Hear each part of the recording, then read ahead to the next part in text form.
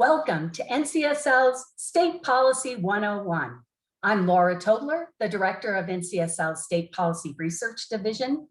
State Policy 101 is a series of foundational sessions on the most pressing state policy issues. We will meet Fridays in February to grow your policy knowledge and to connect with colleagues across the nation. If you're a newly elected legislator or newly hired legislative staff, congratulations and welcome to NCSL, your membership organization.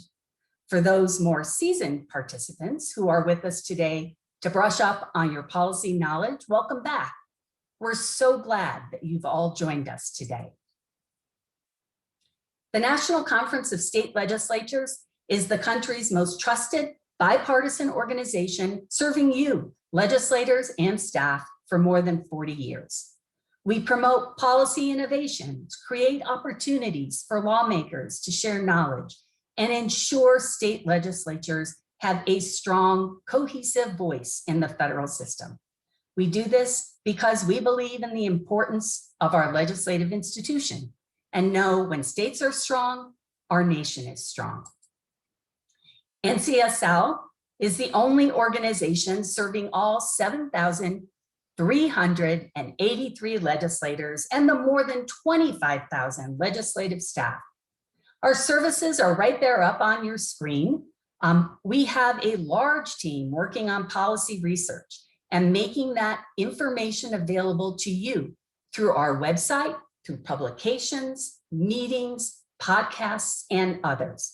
But most importantly, you can call on us with your specific research needs on any topic, and we will do our best to meet your needs. From criminal justice reform to education to healthcare and transportation funding, we cover the most pressing issues for your states. In the resource section, you will find a document called NCSL Issue Specialists. This tool will help you identify which NCSL staff to contact when you have a policy research question. Call us, text us, email us. We are here to serve you. Many of our NCSL staff policy experts will be with you today and every Friday during State Policy 101, sharing their expertise. We also help you make connections. NCSL brings together legislators and staff from both sides of the aisle and connects you with your colleagues across state lines, as well as with national experts and other stakeholders. To start making those connections, type your name and state in the chat box right now. NCSL has a fabulous team that specializes in professional development, tailored specifically for legislators and staff. And many of these opportunities are at no cost to you and your state. NCSL is the state voice in DC. NCSL advocates on Capitol Hill on behalf of all your states. Join us on Friday, February 26th at noon Eastern Time for State Policy 101 to network with NCSL's DC staff. And finally, we plan meetings, we do convenings, and we do a lot of them. Many of you may have heard of the Legislative Summit, NCSL's annual meeting. This is our largest meeting, but just one example. We host more than 100 policy meetings during a typical year. So enjoy the meeting. Thank you for being with us. And if you're from a Mountain or Pacific time zone state, join us at 4:45 Eastern Time for a networking session. I'm going to turn it over to my colleague, Mandy Raffoul, to get us started. Great. Thank you, Laura. So my name is Mandy Raffoul, and I'm the Director of NCSL's Fiscal Affairs Program. And I'm going to be your host here today during our session on the economic outlook. And I know that this topic couldn't be any more timely. I mean, I just was listening to the news this morning, and we have millions of people without jobs. Entire industries are on shaky ground, yet housing markets are booming. The stock market is going gangbusters. And the headlines about state budgets are sort of all over the place. I mean, revenues, we're hearing revenues are a little more stable than they were a few months ago, but they're still not where they were projected to be pre-pandemic. And there's still a lot of uncertainty around the pandemic out there. And then to top it all off, I just heard the news that the Senate cleared the way for President Biden's federal stimulus package. So there's a lot going on. And I know it's hard to know what all of this means. But fortunately, we have one of the country's leading economists who's here with us today, who's going to help enlighten us. But first, I want to point out just a couple of key features of this platform. And Laura mentioned the chat. So you have two tabs. You have the chat and the Q&A. The chat is just informal and to allow you to interact with other colleagues who are attending the session. And as she said, you're welcome to go ahead and introduce yourself there. And the Q&A tab is where you'll ask a question for our speaker. And then if you see a question that you like from someone else, you have the opportunity to upvote that using the up arrow. And then at the end, we'll have time set aside to respond to questions. And if you need help at any time, technical help, just use the help button at the bottom of the page.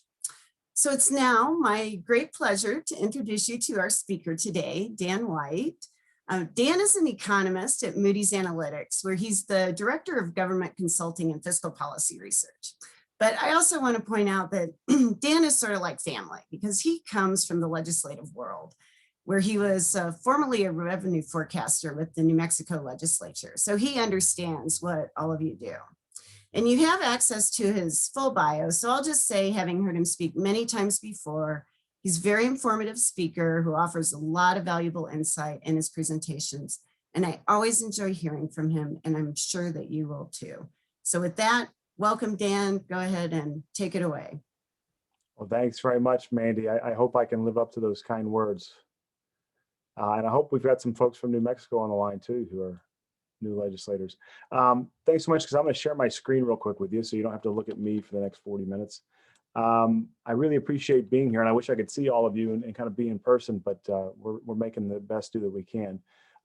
Before I get started, I want to talk briefly about kind of what we're going to talk about, and also give you a quick disclaimer. If you haven't seen me speak before, I work for Moody's Analytics, which is an entirely separate company from Moody's Investor Service, which is the ratings agency. So most of you probably know Moody's the ratings agency. Moody's Analytics is a separate company, so please don't let anything that I say be misconstrued as having any bearing whatsoever on past, current, or future ratings actions. If that sounds like it was written by a lawyer, it's because it was, but it keeps me out of trouble and keeps us kind of on topic here. All right. Now, to more pressing terms, kind of let's discuss the economy. What I want to talk about today in the half hour or so that I've got you is to talk about the U.S. macroeconomic outlook, kind of a 30,000-foot view, and then really kind of drill down into how that will impact your state budgets, what we're seeing in state budgets, and kind of what we can expect to see over the next 12 to 18 months. All right. So first things first, let's kind of look at the big picture here. This is more or less your roadmap to the pandemic economy. I put this up here mostly because if you've been paying much attention to the economic debates that have been going on, there's been a tremendous amount of discussion about what the shape of the ultimate business cycle will be here. Sometimes when we have a recession, we have a very sharp V-shaped recession. Sometimes it's more of a U. And I've heard every letter in the alphabet used to try and describe the one that we're in right now, from hockey stick to Nike swoosh to what have you. And the correct answer was that it looks like none of those letters, right? This is kind of what it looks like today. You can see where we are today relative to where we've been. And you can see if you've got any experience with economics and looking at some of the historical data here, that it's a very unique shape to this business cycle.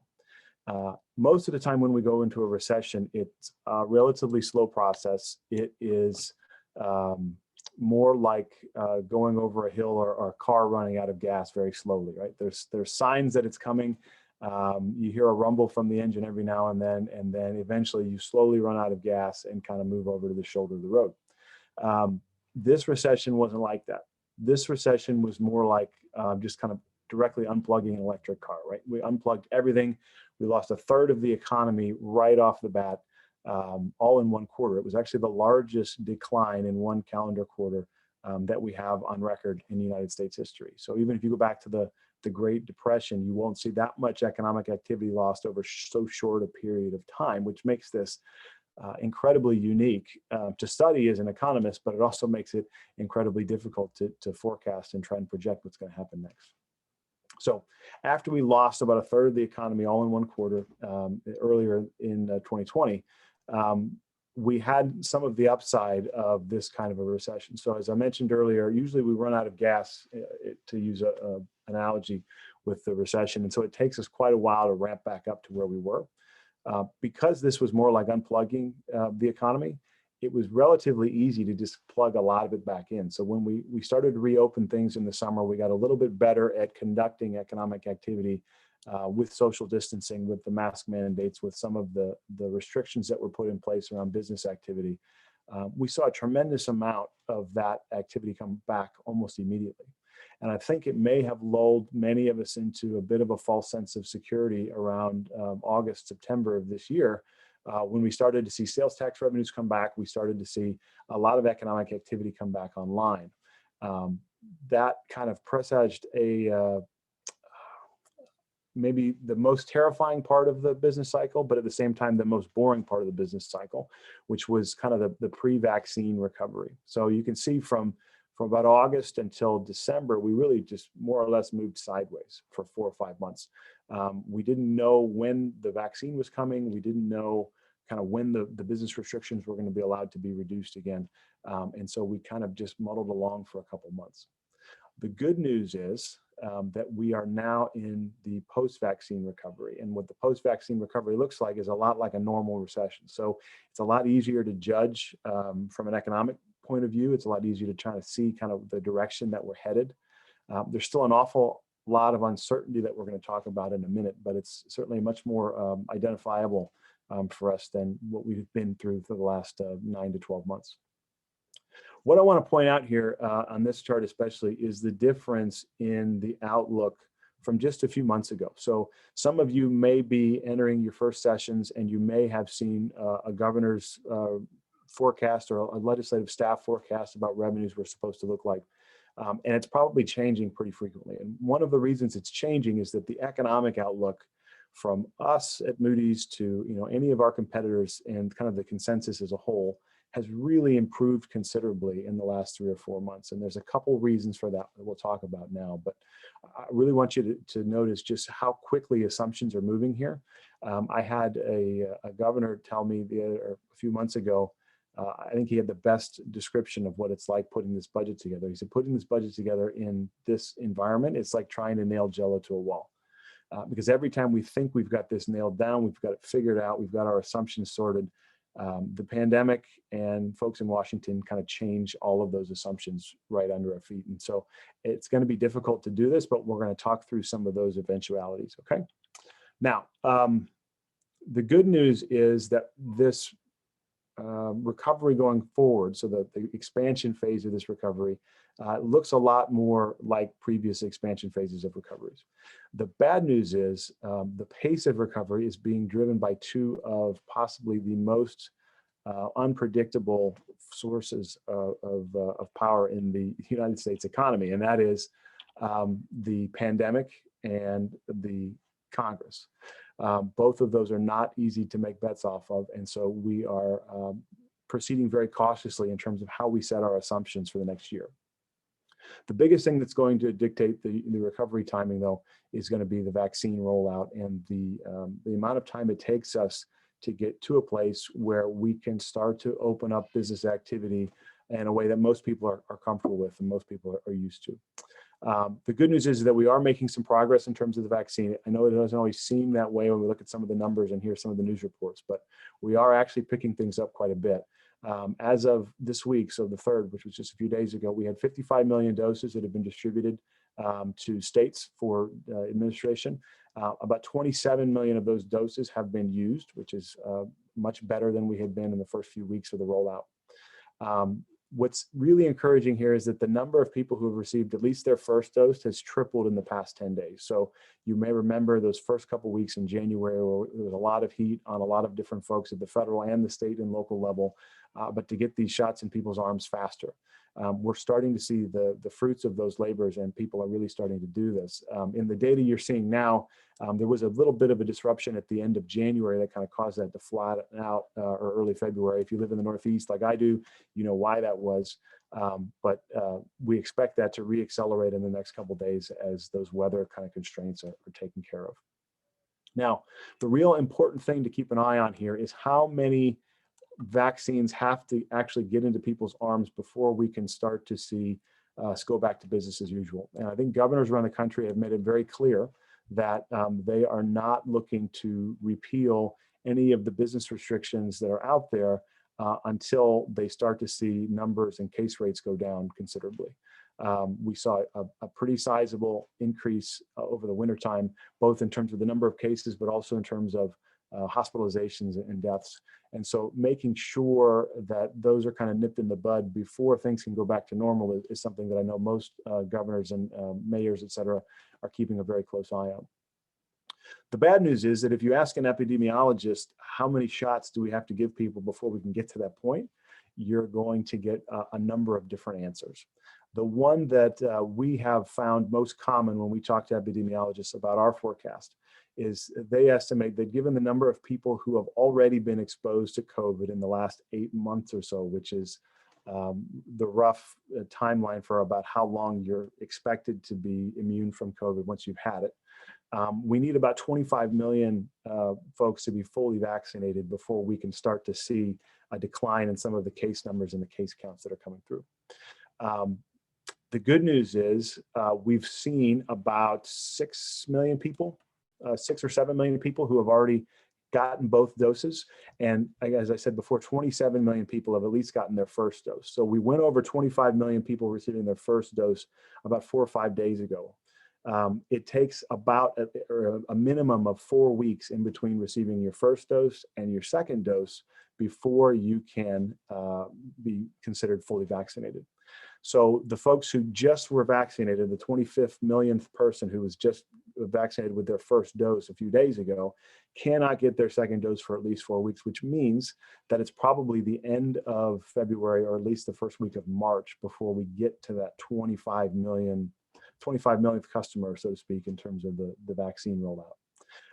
There are a lot of epidemiologists that are saying that in order to get to full herd immunity or a point where we can be comfortable and return to normal, we're going to need to put a lot more shots in arms than that. There are estimates from anywhere from 100 to 200 million people eventually needing to be vaccinated as a result of this. But that 25 million hurdle is a key first one to get over. And we're going to be getting over it at a very important time, because once we get to March, especially in the northern parts of the country, the weather is going to be improving.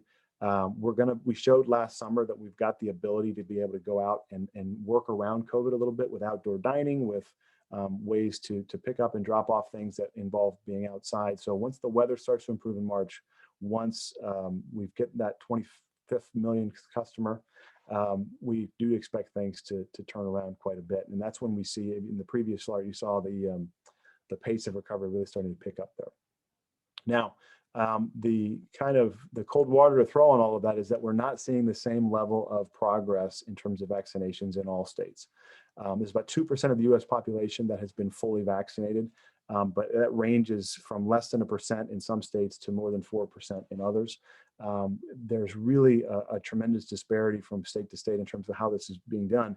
And we know that the sooner we get to that 25 million folks, or whatever that level is within your current state, the sooner you can get to that point, the sooner you can start to see your numbers drop, and the sooner you can start to reopen things and kind of get your economy back online. So the faster we can get those shots out and into people's arms, the faster your state is going to have the ability to improve. The map in the lower right-hand corner of your screen right now kind of gives you, this is the CDC data as of just a few days ago.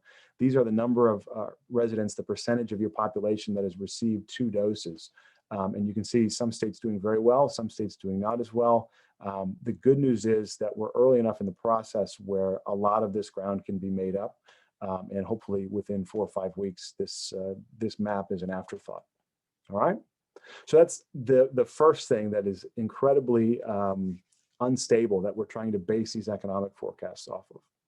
The second thing that is incredibly unstable that we're trying to base these economic forecasts off is Washington, D.C. Now, stimulus has made all the difference in terms of the forecast so far. You're going to hear me talk a little bit about, or in a few slides, about the difference in economic forecasts and in the revenue forecasts in particular that were made over the summer and last spring, and how they have proven to be very pessimistic relative to what we've actually seen come in. A big reason for that is last spring, we didn't expect to see this much fiscal stimulus kind of rolling out of the economy. And it's made a tremendous difference in terms of the level of declines in tax revenue, the level of increases in social benefit spending, especially on Medicaid programs like that. And so without that federal stimulus that we've seen so far, we can be sure that the revenue losses and the kind of fiscal stress in general would have been so much greater than what we've seen both at the state and the local level. Without the December bill in particular, it's likely that we may have gone into another double dip recession because, again, we saw case numbers rising. We didn't quite know when a vaccine was coming. Without that relief, and especially moving the unemployment insurance out a few more months, really could have fallen into a double dip recession. Now, I want to put some context around all of this now, because as Mandy mentioned, there's still a lot of discussions going on about how much, if any, additional stimulus is needed. The Biden Biden administration proposed when they came into office about an additional $1.9 trillion in federal fiscal relief. That would, just for context, and I think this is an awesome chart that I stole from one of my colleagues, you could see what that would look like in terms of share of the economy. If we were to pass all $1.9 trillion of the proposed stimulus, that would basically put us on par with 25% of our pre-pandemic economy. So in other words, we've borrowed 25% of our economy and thrown it into kind of general economic usage. That is by far the most of any country that's been done in the world. It's one of the reasons why our economy is doing quite a bit better than other parts of the world, the stimulus that we've passed so far. But it would be a tremendous debt burden on our future debt levels, sorry. Just to put some context again around this some more. So 25% of the economy would be spent in fiscal support if that were to pass. During the Great Recession, so 2008, 2010 financial crisis, the federal government spent about 10% of the economy in terms of fiscal stimulus. So we are already at more than 1.5 times what we spent during the Great Recession. And if we were to pass all of what's been proposed, that puts us at 2.5 times the amount of stimulus that we pumped into the economy during the Great Recession, which is just really incredible. That obviously is not free. That's not free money. And it's had a significant impact in terms of the forecast around federal debt that's being held by the public. The chart on the left here, we call that very affectionately the chart of death. Because every year when the CBO, the Congressional Budget Office, which you probably have a state level equivalent in your state, when the CBO puts together their annual 30-year outlook for spending and revenues, this is the chart that they always put right on the cover. And they do it to get everybody's attention because it's an incredible amount of debt and it's gone up significantly as a result of the pandemic. So if we were to show you the same chart pre-pandemic, the top line out in 2050 would only be only about 155, 160%. So we've added a tremendous amount of debt to future generations as a result of this. Now, that's obviously not a sustainable path for our federal debt, which means that there is some austerity that's going to have to happen sooner or later. Our baseline assumes that once we get past this initial level of fiscal support over the next 2 or 3 years, we end up seeing what are some pretty considerable austerity measures begin to happen at the federal level. That could mean tax increases, that could mean spending reductions, that could mean both. And so it's very important to kind of keep in mind that this stimulus is really helping us now, and without it, we'd be in much worse shape. But there are additional conversations that are going to have to be made around this stimulus in the years ahead. So bearing that in mind when you're working on your future revenue forecast, your future budgets, once we get out beyond 2022, 2023, we may not see things quite as rosy as we would like to see them, given some of the austerity measures that have come down from the federal government. Okay. Now, I'm an economist, so I had to bum you out a little bit with that one, but I want to talk to you about some of the more upbeat things. And I want to talk to you specifically about how this is all going to filter through to state budgets in particular. All right. So before we do that, I'm going to talk quickly about how we stress state budgets. And if you're a new legislator or you're new to the legislative assembly, you're probably not quite as used to some of the terms that I know a lot of folks are throwing around. But I just want to talk briefly through revenues and expenditures, because those are the two big things that we got to worry about during a recession. So when we go into recession, obviously revenues decline. Tax revenues are a function of the economy. And so when the economy shrinks, then tax revenues shrink. One important point to note, though, is that tax revenues are a lagged function of the economy.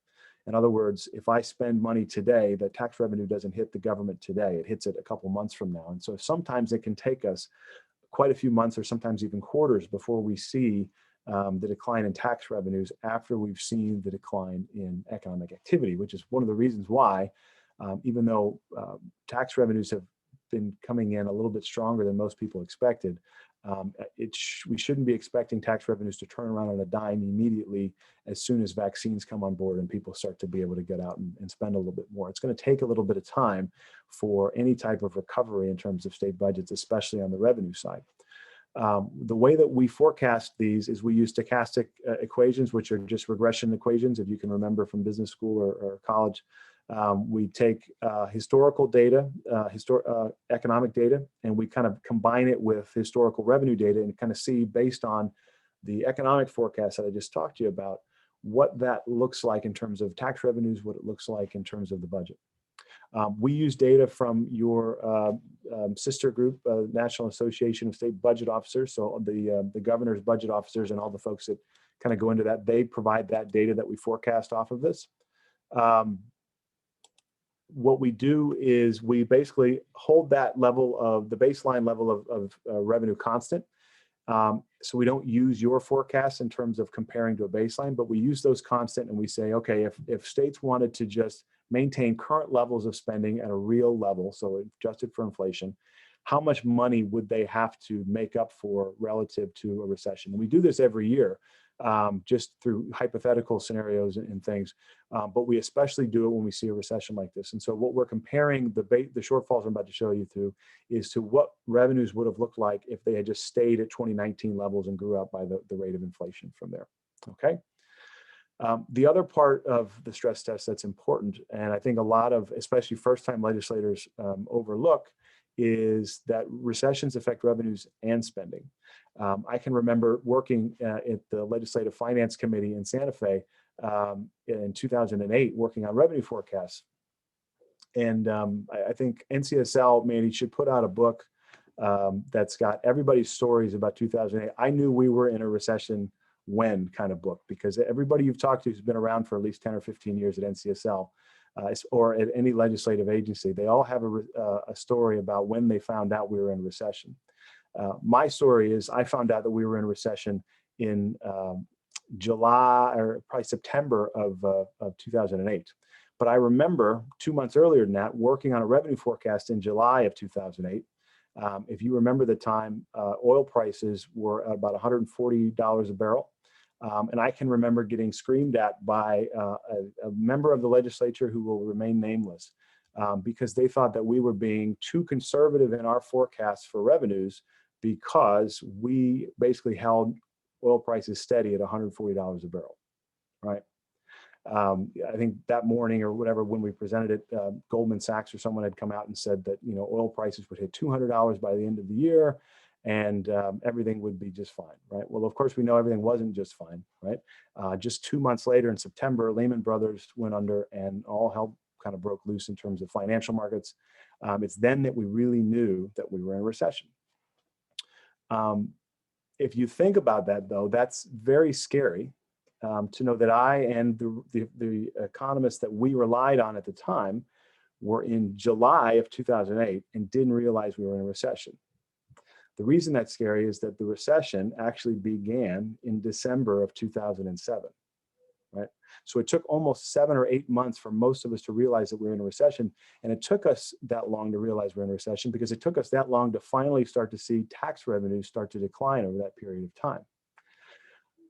The kind of point of that story is that it took us 8 months, but there was at least one person in every state that should have known or could have known that we were in a recession much earlier than that. And that was the state Medicaid director. And so one of the canary in the coal mine that we look at this point is social benefit payments, especially Medicaid. Because if we look at this chart on the bottom left-hand corner of your screen here, you can see that even though we really didn't start to see year-over-year declines in tax revenue until the second half of 2008, in the very first quarter of 2008, we saw tremendous spikes in Medicaid spending, in unemployment insurance spending, in food stamp SNAP spending, TANF. All of that spending went up very sharply in the first part of the year. But because we were so fixated on revenues, we didn't catch it at the time. And it took us too long, and we ended up having to make much larger, and by we, I mean legislators in general, had to make much larger changes to budgets than would have otherwise been called for had they been keeping an eye on spending. So that is the reason that we keep a very close eye on spending when we do these kind of stress tests and we're trying to see what the real budget shortfalls are. As you all know, or as you're finding out, state budgets are a zero-sum game. Every dollar that goes towards Medicaid is a dollar that I can't spend on education. It's a dollar I can't spend on any of the other programs that I may really want to spend it on. As a result, an increase in a mandatory program like social benefit payments or Medicaid can be just as harmful to the bottom line of the budget as losing a dollar of tax revenue. So when we put together our shortfall estimates, you'll see we'll have a combination of the amount of tax revenue that we think we're losing, in addition to the amount of additional Medicaid spending that we'll have to put out to deal with the recession. Now, there are other programs that go up as well. We use Medicaid as more or less a proxy for those programs because it's the largest program of all of those.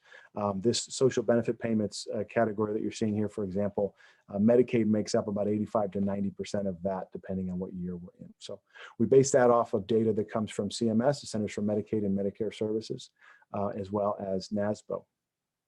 Now, we've been working on those for a while. And we've had a couple of new developments since we kind of put out our first estimates, because when we talked about our first estimates in April of last year, we were pretty pessimistic about things.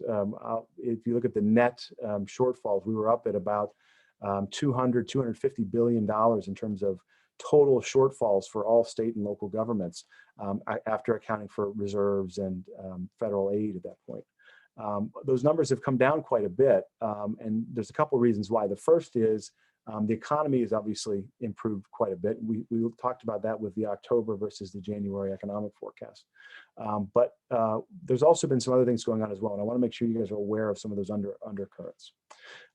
First of all, when we started to see revenues come in a little bit better in fiscal 2021, the fiscal year that we're in now, the first thing we obviously did, we went back and we looked at fiscal 2020, now that we've got actual numbers, and we compared our forecasts to what came in. And we found that the numbers were actually pretty close. So the graph you've got in the upper left-hand corner of your screen here, on the left, that's what our September projection was for, kind of called our final answer for what we thought fiscal 2020 tax revenue shortfalls were going to be and what Medicaid increases we're going to have. On the right, you can see the actual numbers. And so we weren't very far off. The total shortfall, by our definition, for fiscal 2020 for states alone was just about $25 billion in terms of tax revenue, about $15 billion in terms of Medicaid. So a combined shortfall of about $40 billion, which is about 5% of total revenue, more or less, a little under 5%, maybe 4.5%. So significant shortfalls, but not to the extent that a lot of people had been expecting. In line with our expectations, though, and so we're pretty comfortable with our forecast going out into 2021 at this point, and there's a couple of reasons why. The first is we're doing a better job of understanding the unusual patterns that are starting to emerge with regard to tax revenue. And by unusual, what I mean is things are not behaving in the same way that they would normally behave during a quote unquote normal recession. You might laugh at that because there's not really anything as a normal recession, but compared to a pandemic recession, every recession is a normal recession. And what we would expect to see in those kind of recessions, we would expect to see revenues have very sharp declines. We would expect to see high income taxpayers really get hit by fluctuations in financial markets. We would expect job losses to be pretty uniform across different wage tiers. And we would start to see, especially states who have very progressive personal income taxes, see very large fluctuations in their tax revenues. We'd start to see states that have very big changes in their in energy prices start to see big changes. And so that's kind of what we would expect to see. That is not what we are seeing in the pandemic. And there's a big reason behind that. And one of those is the shape of the recovery. Remember, we talked about the different letters. The only letter that has really fit the recovery so far is K, right? Everybody's heard about the K-shaped recovery. The K-shaped recovery basically says that because of remote work and because of financial markets really not having too many fluctuations, at least in the negative fluctuations over the last year or so, the pandemic recession has really not been nearly as harsh on high income taxpayers as it has been on low income taxpayers. And those high income taxpayers pay a huge amount of overall tax revenue, especially if you're in a very progressive personal income tax state like a New York or a California. What we're seeing instead is we're actually seeing some of those states do pretty well because their high-end taxpayers are doing pretty well.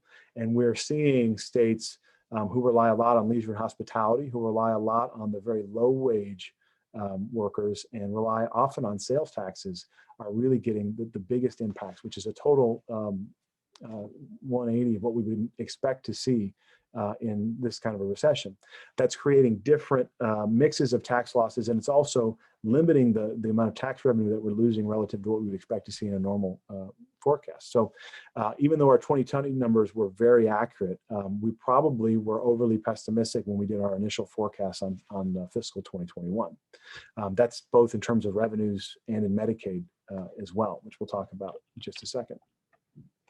So with Medicaid in particular, one of the most important things to keep an eye on is the employment forecast. So the employment assumptions that we make really drive not necessarily one for one, but almost very close to one in terms of the forecast for Medicaid enrollment. The way that we forecast Medicaid is we forecast enrollment first, and then we apply an average spend per enrollee beyond that, because it's the enrollment numbers that really drive the boat in this particular case. And those are related to, the biggest, or at least driver that we use for that is the number of the number of unemployed persons in the economy. And you can see that our assumptions around the number of unemployed persons have changed dramatically over the course of the pandemic. So the orange line that you see on the graph at the top there, that's what we expected the number of unemployed persons, the forecast to look like, and again, just about 4 or 5 months ago. The fact that it's changed that much in that short a period of time shows how unpredictable the recession has been, and how unpredictable the recovery is likely to be. We've since lowered it down to that January baseline, and I should mention that our January baseline includes not only the vaccine progress that we're continuing to have, but it also assumes that a large portion of the stimulus funding that has been proposed by the Biden administration is actually passed. We see probably a small piece of that passed in the next few months without reconciliation. And then when we get to the fall, we probably see reconciliation used in earnest for some of the bigger ticket items, some of the larger items. Obviously, a lot of uncertainty around that political forecast, but we do expect to see a significant number of appropriations bills passed this year, and that will help to bring that number of unemployed persons down. If for some reason we don't see that, there's an alternative scenario that we use, and you can see this green alternative scenario.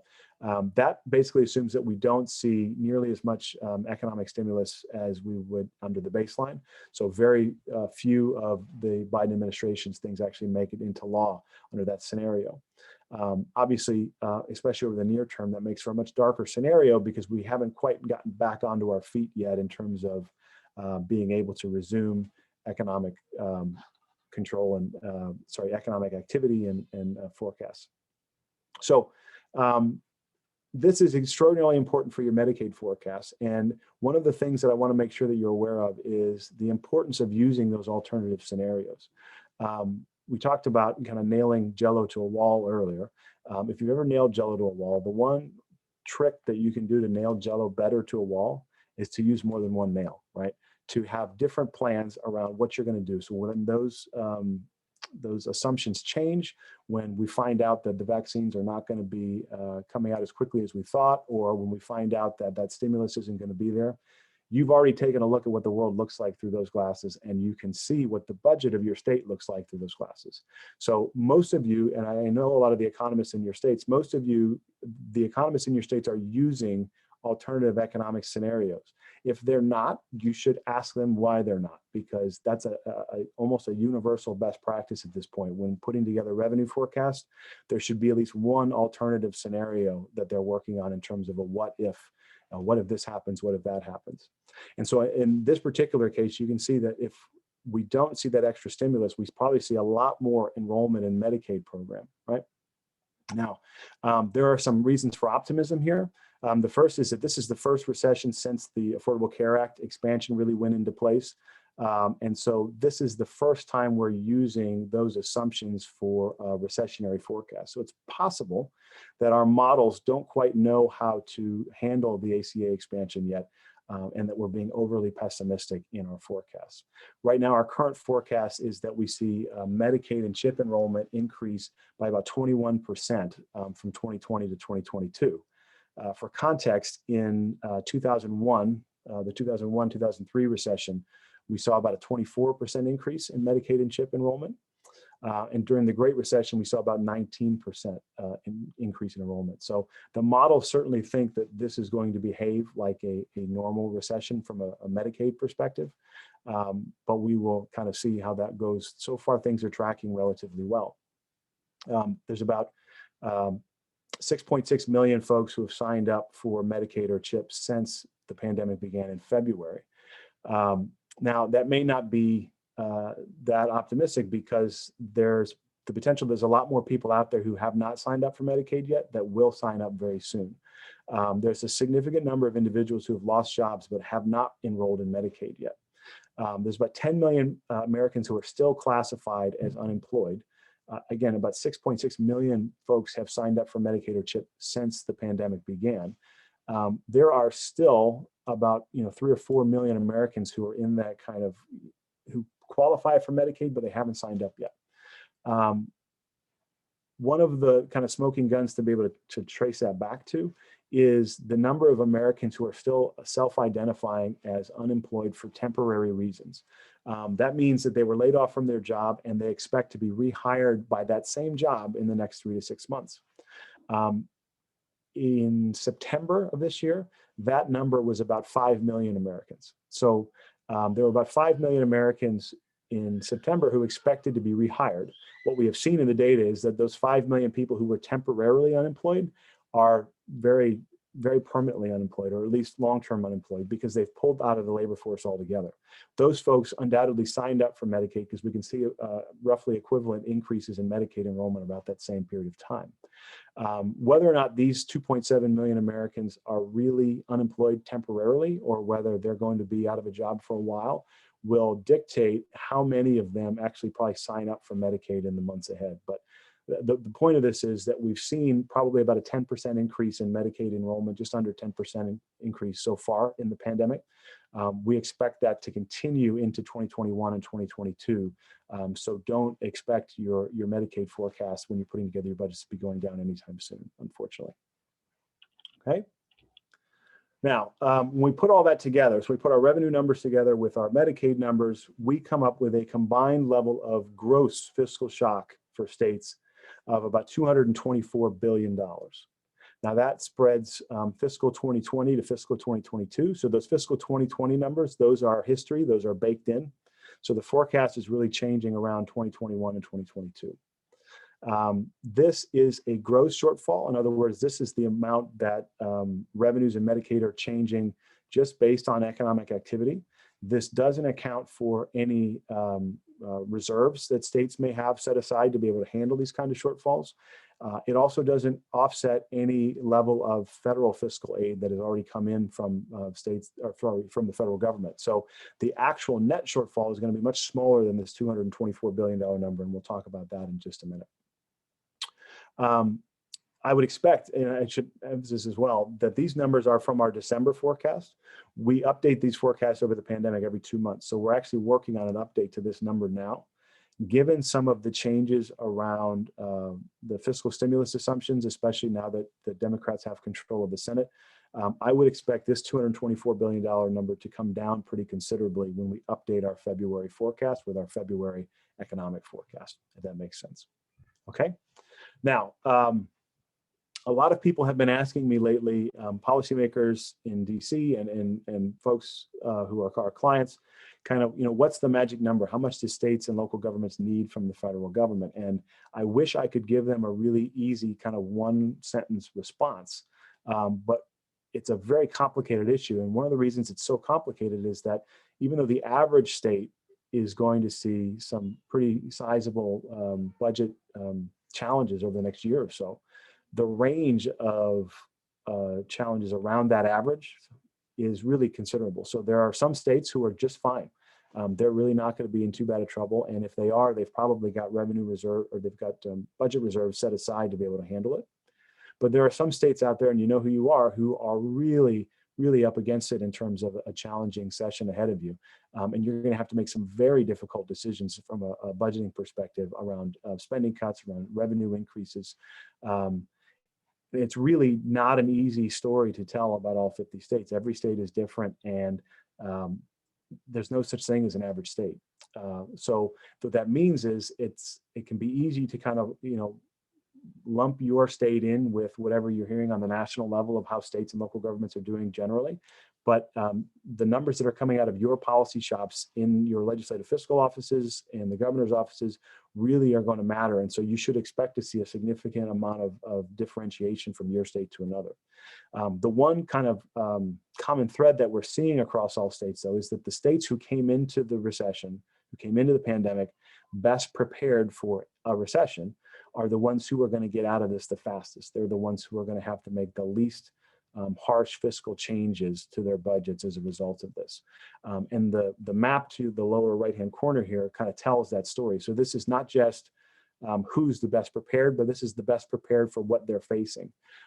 So for example, in North Dakota is usually among the best prepared states that are out there.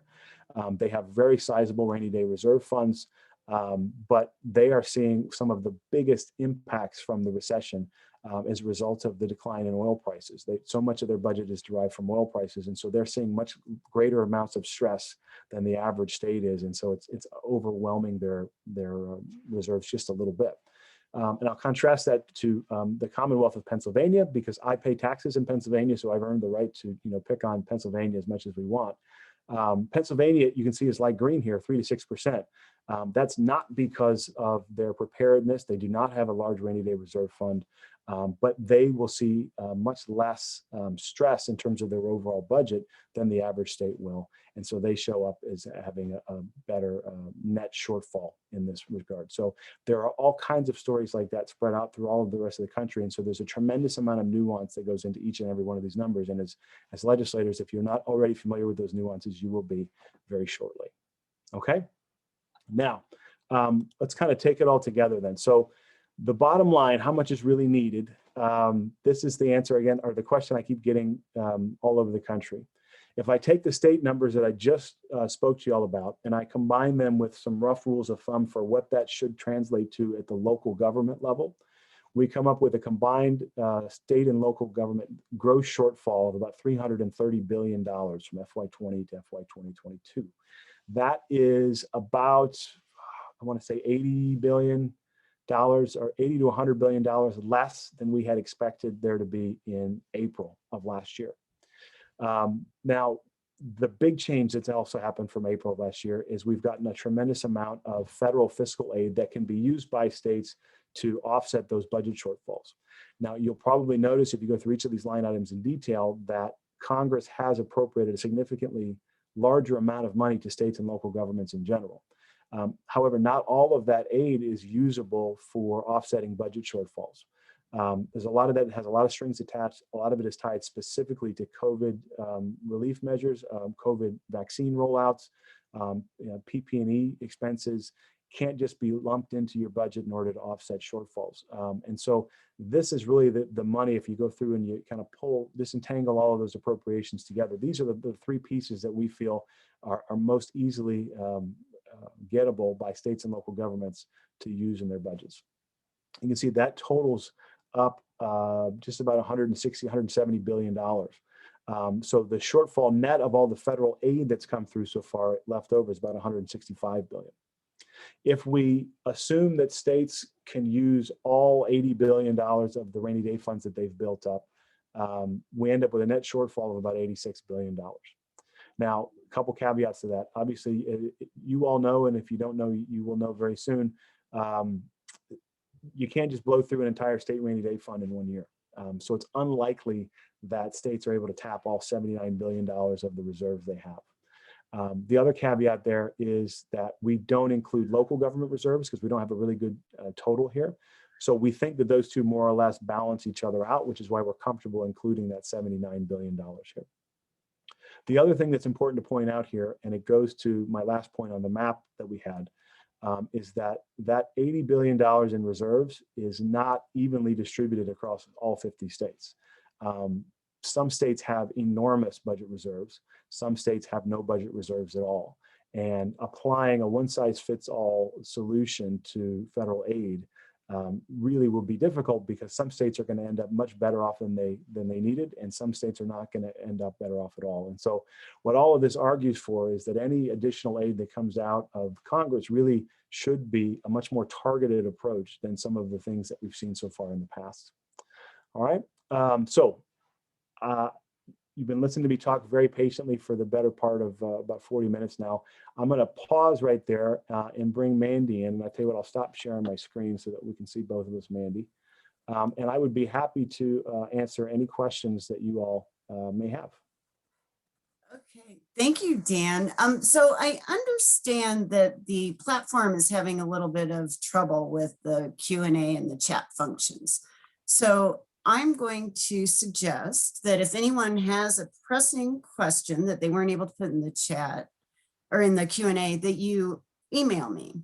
And my email is Mandy, M-A-N-D-Y, .Rafool, R-A-F-O-O-L, @ncsl.org. And I'll be watching for those.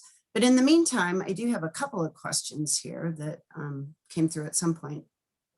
One of them is, if states don't dip into their rainy day funds, how are the ratings agencies likely to see this?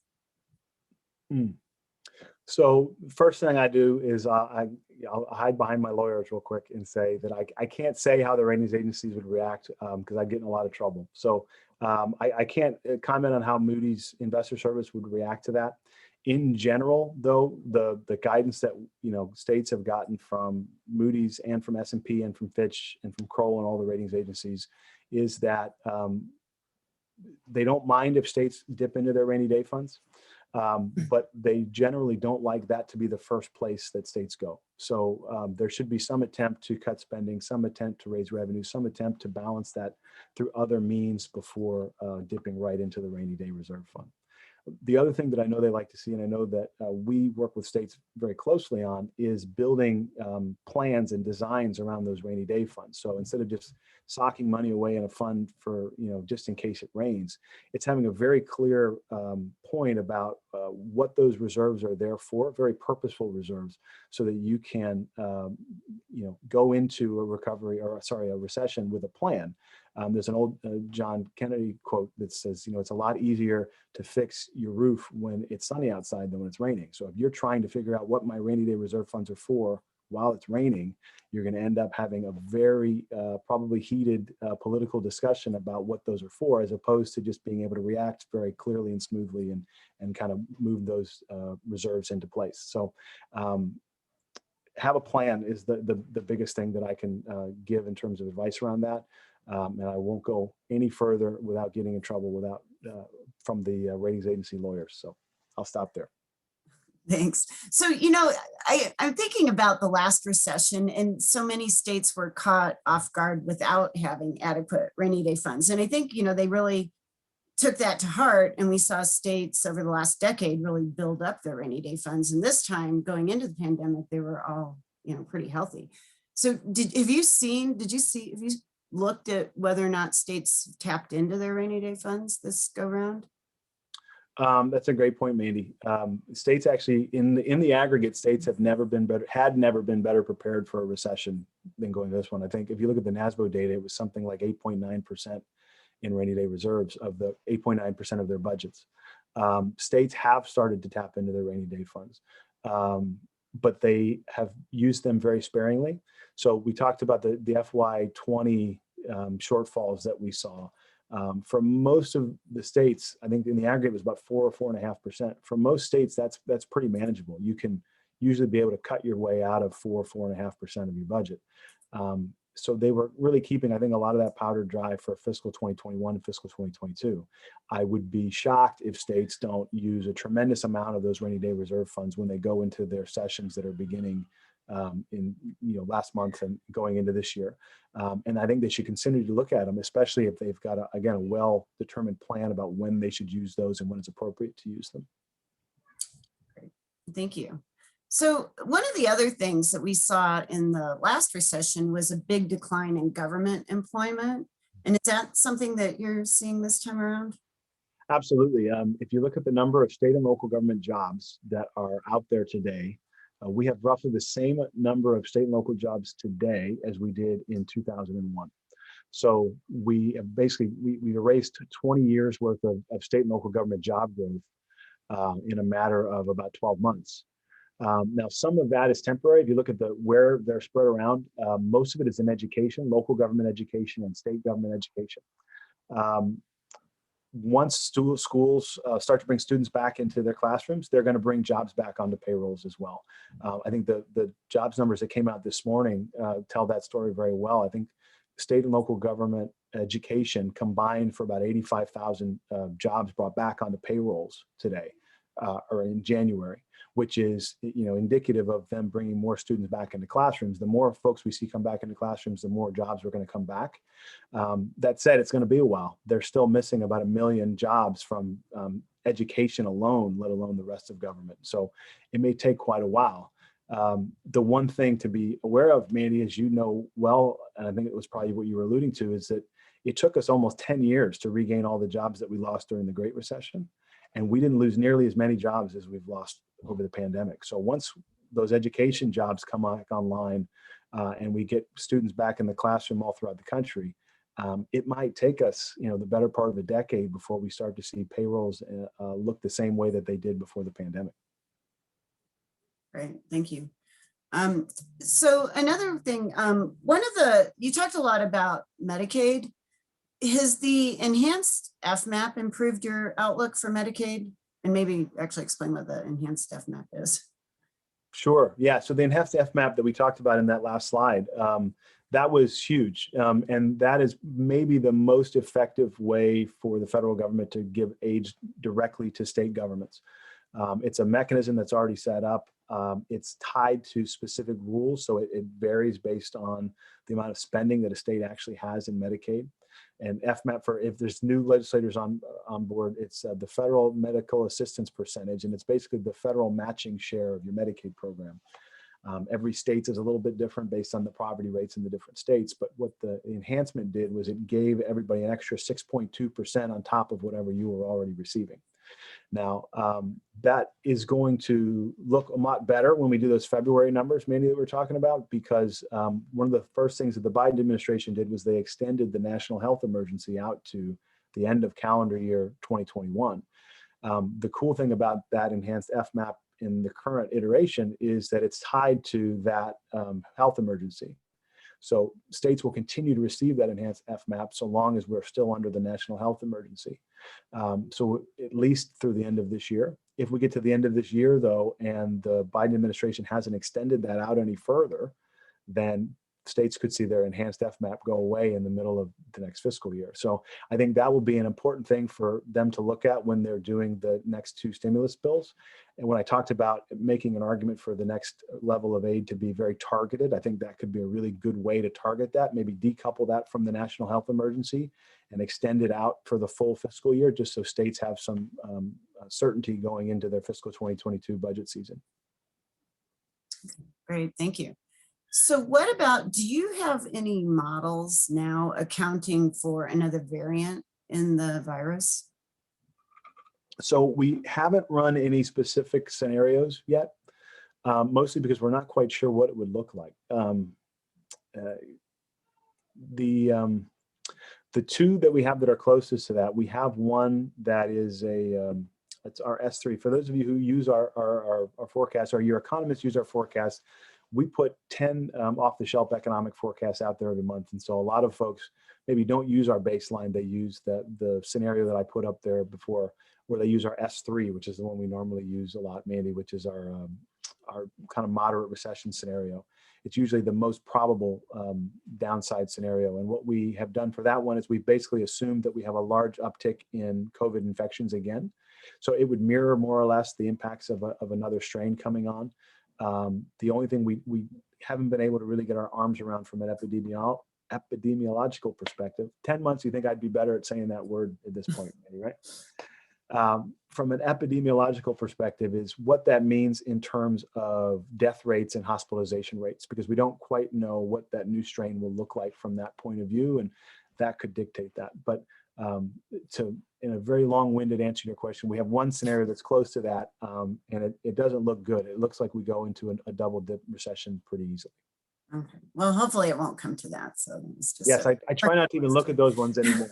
I'm tired of it.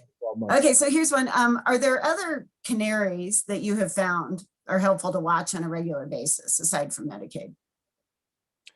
That's a great question. And I should add a caveat to the canary in the coal mine for Medicaid enrollment, in that if you are a state that has opted into the Affordable Care Act, so you've expanded your Medicaid program, Medicaid is not as helpful a canary as it was in the past, because by expanding your program, a lot of those folks in the middle of the income distribution who kind of ebbed and flowed off of Medicaid around recessions are now permanently on Medicaid.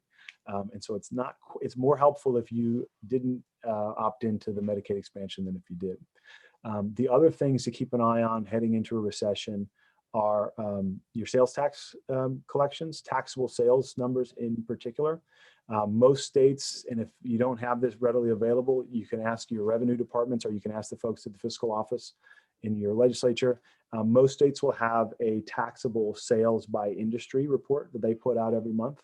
It's something that usually only wonky people like me look at, or your economists should be looking at.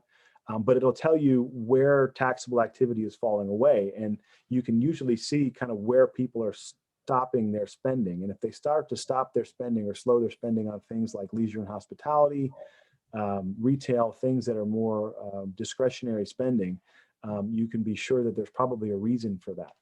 And so that's a really good canary in the coal mine as well. That will eventually manifest itself in lower sales tax revenues, but it's usually you can see it in the taxable sales data before you see it anywhere else. And so that makes me think of another question. So do you anticipate long-term shifts in behavior post-pandemic, like in the way people shop and in hospitality and willingness to have events again and working from home, all of these things? Sure. Yeah. I mean, there are some really interesting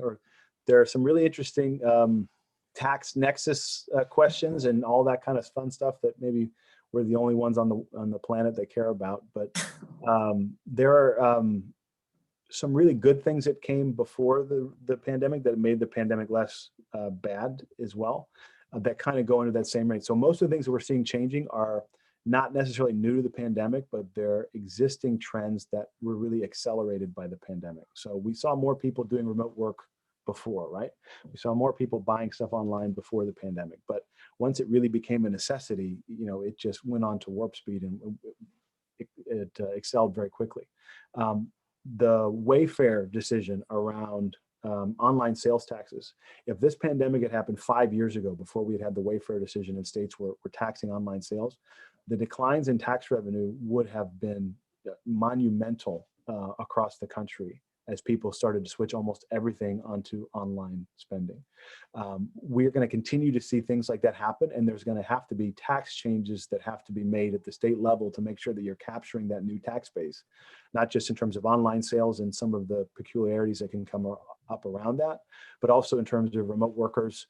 How do I tax someone who lives in my state but works their office is in New York. How do I figure that out? And how do I figure that out when that person used to work in my state and now they live across the border and they work from home and they only come in the office once a week?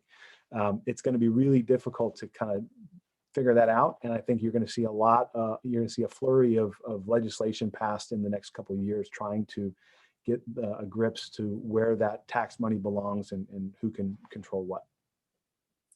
Great, thank you. And you've given me the perfect opportunity to make a couple of plugs. One, NCSL, for those of you who don't know, was very instrumental in the Wayfair decision. That was something we worked on for many years. So yes, I mean, we're very happy that it happened when it did.